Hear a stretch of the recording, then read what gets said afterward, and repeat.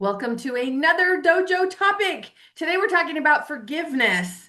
And if you are thinking that, oh gosh, that was a trigger word for me, or I don't know that I want to forgive this person or something, this might be exactly why you attracted today's video because we had an amazing conversation and I am looking forward to sharing the topic with you. So, you are here at the dojo. I'm going to share my screen with you and welcome you into the dojo. As I said, today's topic is about forgiveness, but last week's topic we talked about why the word is not the thing, and how language shapes our experience of the infinite. And if you were unable to join us live or you have not yet seen the video, I will put a link to that video at the end of this video. And as we said today, have you ever thought about forgiveness is a power move? Like, are you wondering, like, how can that be? What are you talking about? But what if forgiveness isn't about letting someone else off the hook, but about finally taking back your power? That's what we're going to talk about because it took me so long to understand what forgiveness really means. So, if anything about this topic creates freedom faster or easier than it took me, then it's already worth sharing with you. Remember, can't say this enough. Life is an energy game. So, when you're holding on to anger, betrayal, vengeance, or the memory of being physically harmed, forgiveness might not seem to be the answer. And yet, it can be the very thing that frees you. I'm going to be interweaving a little bit about the koshas today. And if you were not with us when we talked about the koshas, or you haven't yet seen that video, I'll put a link to that video at the end of this one as well. But in talking about the koshas, it's a great way to understand that you are the sovereign, infinite being, which means you regulate where your energy is invested in the personal realm. And remember, our conversation about the koshas, the mental, emotional, physical, and energetic layers, this is a great explanation when you feel like you're having those ups and downs. The mental realm can be depleting, but the emotional realm can be even more draining when it's being continually fed, just like you're constantly feeding energy into low emotions. So, why not exercise your right as the sovereign, infinite being and choose to stop feeding what's exhausting you? Fear, anxiety, jealousy, anger, vengeance, vindictiveness, holding a grudge. These live in the lower koshas and they require constant energy to sustain them. When you can't or won't forgive, it's like carrying a heavy backpack everywhere you go. Forgiveness isn't work, it's simply putting down the bag. Forgiveness frees your energetic bandwidth because you're not withdrawing your energy from it. Okay, so what is forgiveness and how is it a power move? Let's look at forgiveness a little differently, okay? If you're walking down the street and you trip over a crack in the sidewalk, do you stop, look at the crack, and say, I forgive you for tripping me? Of course not, because in that moment, you've become the one who tripped. Something happened and something else followed. That's it. And the same is true with forgiveness. So the real question isn't, do I need to forgive the person or the experience? The real question is, what did I become because of the experience? And do I want to be the forgiveness or the not forgiveness? Now, that's a Nancy word, the not forgiveness. It's kind of like the anti forgiveness, but I think it's a great way to look at forgiveness. I think the easiest way to describe what forgiveness is to talk about the not forgiveness. The not forgiveness resides in the lower three koshas known as the mental, emotional, and physical body. This is the dualistic mind, which is intelligence without love. You are infinite, omnipresent, omnipotent, attributeless being. The body of wisdom is your natural state. The dualistic realm contains the mental, emotional, and physical body, and these are experienced by invitations you consent to. So if you just pause with me here for a moment and look at this picture and breathe it in, if you will, if you can. Just breathe it in.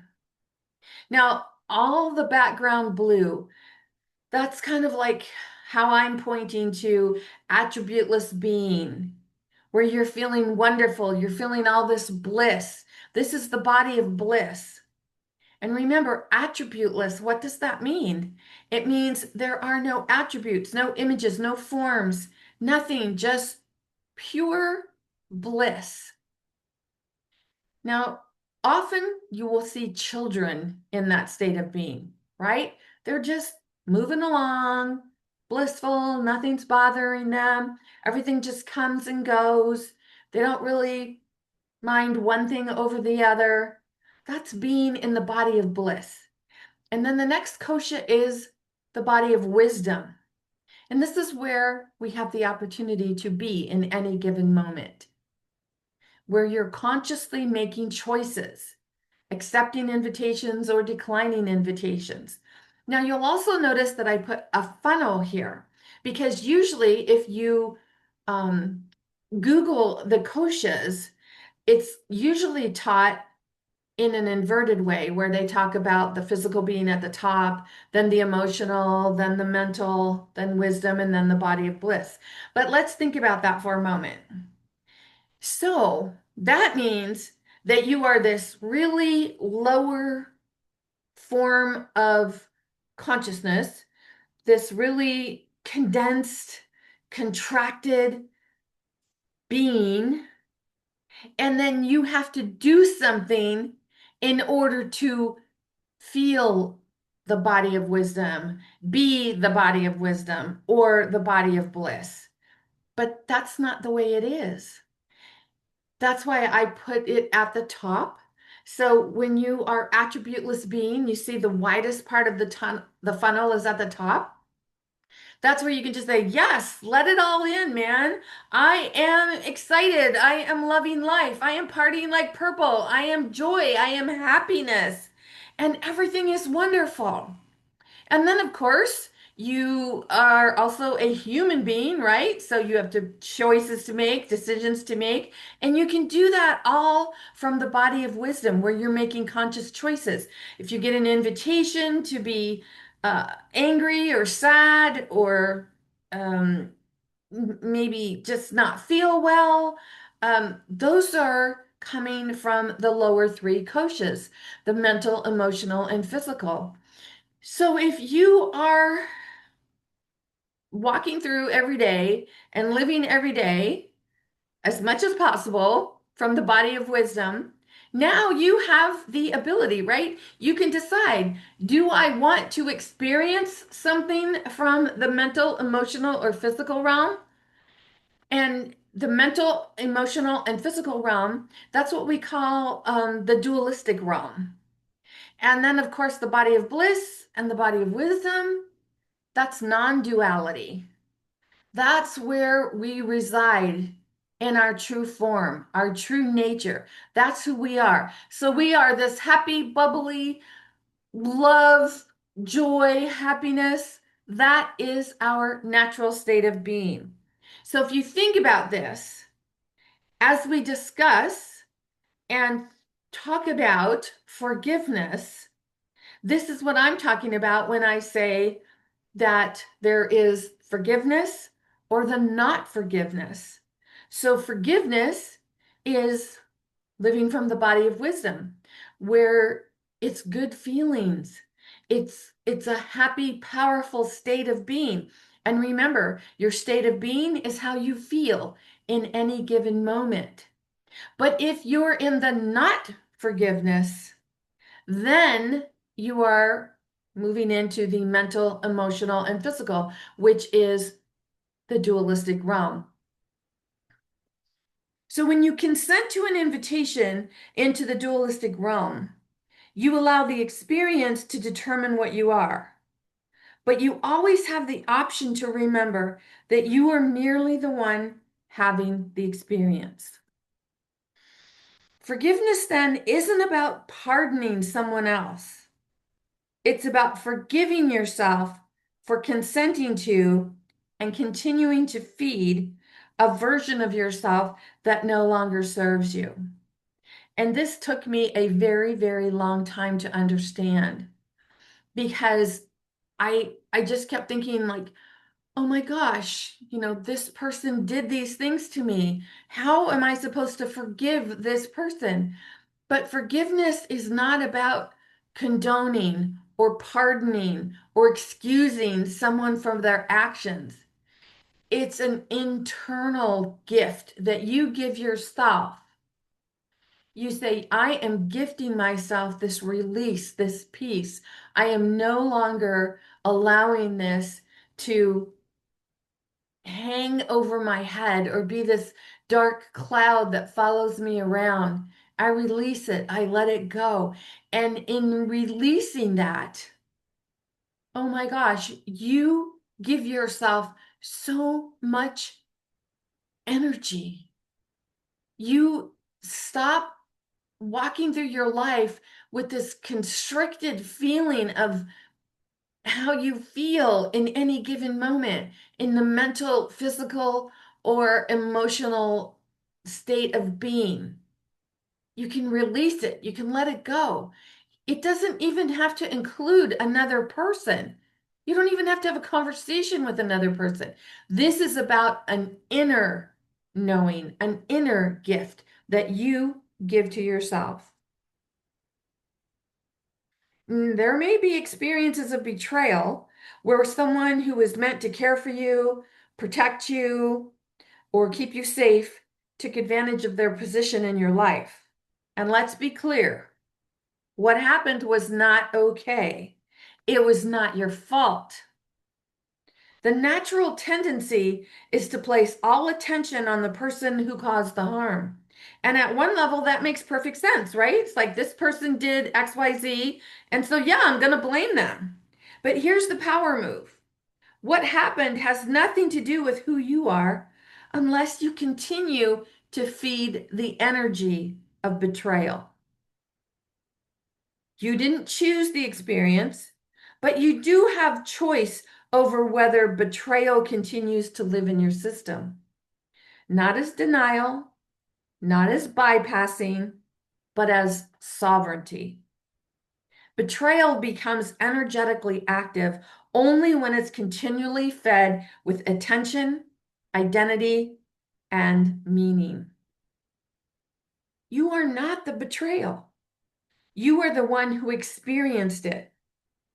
And as the sovereign, infinite being, you get to decide whether that experience defines what you are becoming or not. When you see yourself as unhealthy, sick, poor, lacking in any way, unhappy, angry, vindictive, sad, you are not those things. That's not who you are. That's not what you are. You are the one experiencing them. As the sovereign, infinite being, you always have choice, not over what happened, but over what you are becoming now. Because remember, it's not what happens to you that matters. It's what you do with what happens. You can be forgiveness and experience the feelings that arise from your powerful state of being, or you can be not forgiveness and experience the contraction, heaviness, and depletion that comes from a primal state of being located in the dualistic realm. Neither is wrong, but only one is freeing. You are part of the one. You are not a separate self. And yes, you can choose to experience life from the dualistic realm for as long as you want. But understand this. You cannot be anger. You cannot be vengeance. You cannot be sadness. These are not what you are. They are only experiences you can visit, not the essence you were meant to live in. This is the work.